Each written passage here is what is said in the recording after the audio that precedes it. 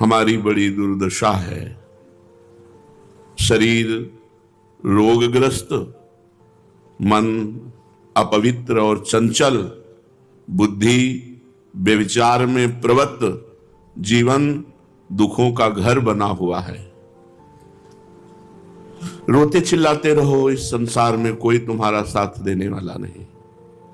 यदि तुम्हारा मन अपवित्र चंचल है, बुद्धि व्यभिचार में प्रवृत्त है, तो आज नहीं तो कल शरीर तुम्हारा रोगग्रस्त हो जाएगा।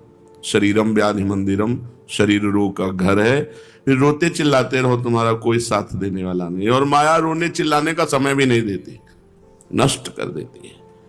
संसार समुद्र की भीषण तरंगे ये उछल उछल कर तुम्हें चोट पहुंचा रही है।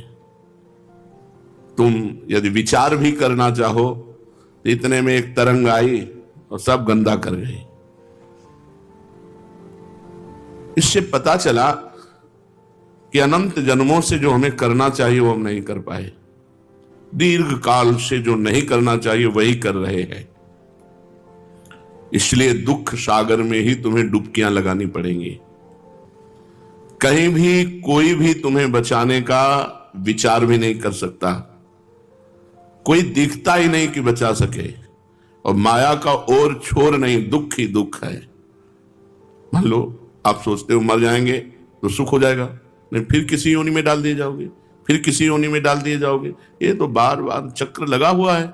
दुख का और छोर नहीं है।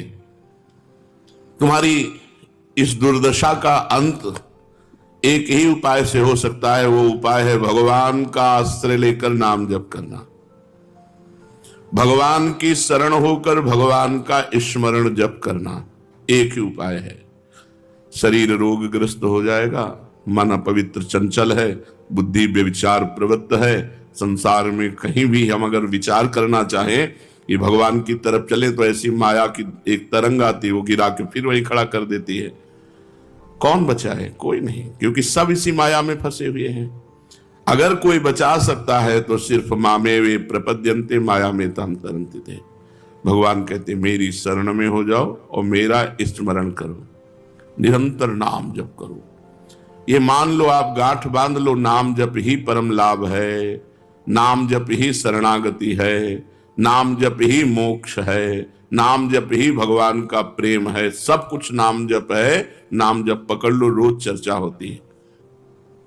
भगवान ने कहा है कि यदि मुझ में चित्त लगाते हो तो मैं तुम्हें संसार समुद्र से पार करूंगा।